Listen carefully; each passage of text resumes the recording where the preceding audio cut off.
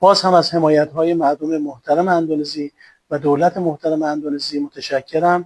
ما شماره حسابی رو به درخواست شما مردم برای کمک به بازسازی مناطق آسیب دیده ایران اعلام کردیم که در سایت‌های سفارت موجوده و تنها محل دریافت کمک‌های نقدی مردم همونه و خواهش میکنم به صورت متفرقه کمک‌هایی رو به کسی داده نشود یا اینکه کسی جمع‌آوری نکنه و فقط از حساب رسمی سفارت که در سایت سفارت موجوده استفاده بکنن برای الجنة أم كربلاء. والله لو خيروني بين كربلاء والجنة لاخترت كربلاء.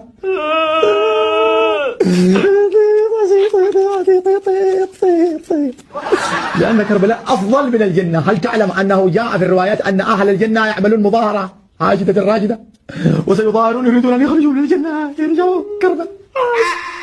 Apa ini? Hidup bagaimana nih? Di video sebelumnya saya memberikan pembahasan tentang betapa krisisnya kondisi di Iran dan betapa terpuruknya rezim di sana sampai-sampai mereka harus merampok uang dari rakyatnya. Cara mereka merampoknya pun dengan cara yang kejam, teman-teman. Warga Iran mendapatkan laporan bahwa rekeningnya tengah dibekukan oleh sistem. Bahkan dikabarkan mereka tidak dapat menarik uang dari ATM. Saya memberikan pembahasan yang cukup detail apa saja krisis yang terjadi di Iran, terkhusus di Tehran, teman-teman, sebagai jantung atau ibu kota dari negara ini. Setelah saya membahas itu, ada netizen yang membagikan salah satu video kepada saya bahwa kedutaan Iran tengah menggalang donasi.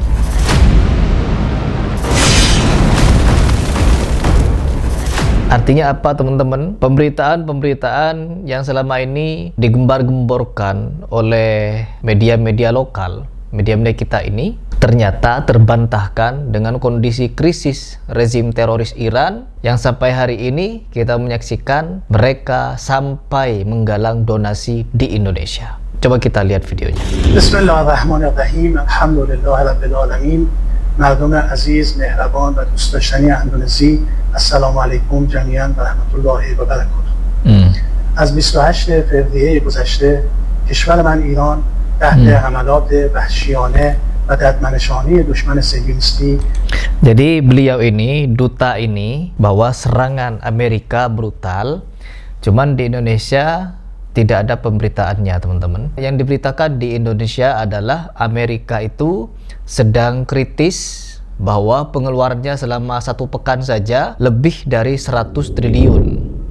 Bagaimana dengan 3 pekan? Kan sudah jalan 3 pekan, artinya sudah 300 triliun pengeluaran Amerika. Bahkan diberitakan, diberi judul Amerika boncos, begitu. Saking boncosnya Amerika ini, teman-teman, di pemberitaan Indonesia mereka sampai mendatangi Iran untuk ngemis-ngemis gencatan senjata. Namun di kabarnya apa? Petinggi Iran malah tidak menghiraukan, dicuekin gitu judulnya. Beritanya begitu. Lalu pemberitaan yang lain juga bahwa Iran tengah mengirimkan rudal Sejil, rudal Fatah, rudal balistik ini, balistik itu. Setelah dikirimkan rudal-rudal itu, ternyata di udara rudal-rudal tersebut putar balik, teman-teman. Ya, rudal-rudalnya putar balik dan menghantam tempat persembunyiannya para petinggi Iran. Aduh, saking hebatnya itu rudal hypersonic Iran, putar balik ya, sudah enak-enak di udara, putar balik ngantem petinggi Iran. Sampai 16 kurang lebih sampai video ini saya buat, sudah meninggal itu para petinggi Iran. Baik dari pemimpin tertingginya sampai komandan perangnya, bahkan bos besar angkatan bersenjata Garda Revolusi Iran. Karena apa, teman-teman? Kan Amerika kapal induknya sudah tidak mampu menyerang karena udah boncos. Pesawat silumannya boncos. Pesawat tempurnya sudah hilang arah. Amerika kocar-kacir. Amerika tidak tahu menyerang bagaimana, sudah kehilangan taktik perang. Saking hilangnya taktik perang, petinggi Iran banyak yang tewas. Kena rudal sendiri. Nah, dan sekarang saking banyaknya yang tewas petinggi Iran, nah beliau ini duta besar Republik Iran, saya tidak mau nyebut Islam ya karena bukan Islam. Duta besar Republik Iran ini menggalang donasi. Coba kita lanjut ya. و آمریکای امپریالیستی قرار گرفته و هر ساعت خانه‌های مردم تحت بمباران. Enggak, sekitar 3 jutaan. Sekitar 3 juta kurang lebih penduduk Teheran sudah mengungsi. Jadi yang diserang oleh Amerika ya murni para teroris rezim Iran. Adapun senjata yang nyasar terkena kepada penduduk atau orang sipil, perang memang seperti itu. Makanya di video-video saya menyampaikan kepada kalian yang selalu mendukung perang, selalu mensupport perang. Ayo Arab kirimkan senjata ke Palestina untuk terus berperang. Agar apa? Agar kehancuran terus terjadi, teman-teman. Memang benar, perangnya antara militer, tapi korban jiwa orang sipil tidak akan bisa dihindari ketika perang. رعایت نکرده. از حمله به مدرسه ابتدایی کودکان و کشتن کودکان ایران گرفته تا به شهادت رساندن رهبر معنوی ایران و حمله به کشتی بی‌دفاع دنا، حمله به مراکز فرهنگی و تاریخی، حمله به دانشگاه‌ها، حمله به زیرساخت‌های کشور، حمله به محیط زیست ما و ایجاد آلودگی شدید محیط زیستی و حمله به مردم غیر نظامی از هیچ کدوم فروگذار نکرده و تمامی خط قرمزهای اخلاقی و عرف‌های بین‌المللی رو در این زمینه زیر پا گذاشته. Itu yang dia lakukan, mengecam Amerika begini. Kenapa dia tidak mengecam bapaknya sendiri yang sudah membantai jutaan umat muslim Sunni di Ardus Syam? Kenapa tidak dikecam? Kenapa mengecam Amerika yang menyerang Iran? Harusnya sama-sama dikecam. Begitu. Dari tahun 2011 sampai hari ini, Iran melakukan terorisme di Ardus Syam. Dari Irak, Lebanon, Yaman, Suriah, sampai hari ini mereka masih melakukan teror di berbagai macam tempat. Jutaan umat muslim Sunni sudah diteror dan dibantai oleh Iran. Jadi wajar saya menyebut rezim Iran ini adalah rezim teroris. Dan bahkan bukan cuma menteror negara-negara Teluk, tapi menteror bangsanya sendiri yang melakukan demo damai, melakukan gerangan demonstrasi damai, namun apa? Dirundung dengan senjata yang sampai menewaskan kurang lebih 40.000 orang. Bangsanya sendiri, rakyatnya sendiri. Kurang teroris apa?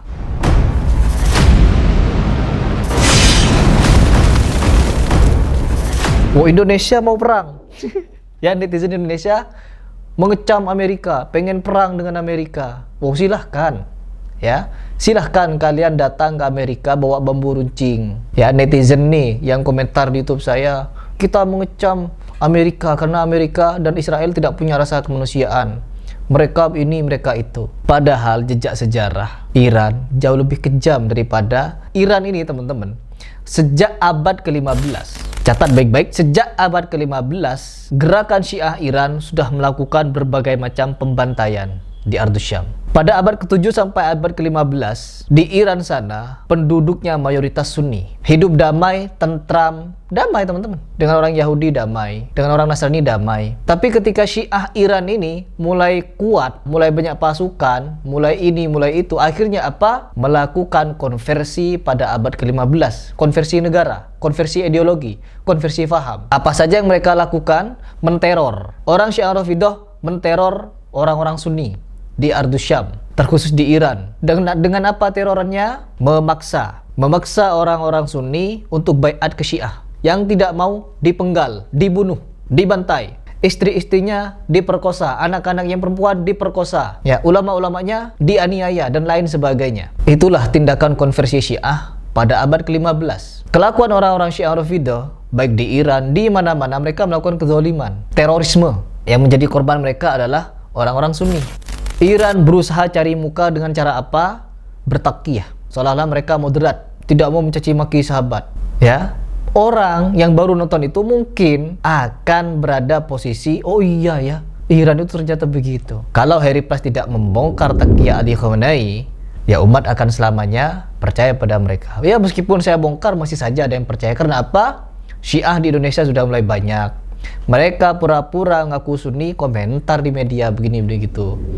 Untuk apa? Ya mempengaruhi orang yang nonton. Hebat mereka, teman-teman. Teroris-teroris ini hebat. Karena apa? Saking banyaknya orang awam di Indonesia yang mudah dibodoh-bodohi. Inilah dunia teman-teman. Mereka rezim teroris Iran ini berusaha ingin mencari perhatian dunia dengan cara seperti ini. Caranya apa? Seolah-olah moderat. Tidak teman-teman. Kesaksian dari ulama Sunni di Ardus Syam terkhusus, banyak mereka yang mengecam perbuatan Syiah Rafidah yang sudah bertahun-tahun menjajah Suriah. Sangat-sangat parah. Dan kalian perlu tahu bahwa faham Syiah Rafidah ini di Indonesia tengah mau dinormalisasi. Ya, kita yang tahu jejak sejarah Syiah Rafidah, tahu betapa jahatnya mereka, bengisnya mereka, tidak boleh membiarkan ini. Kalau kita membiarkan, sama halnya kita membiarkan teroris berkembang biak.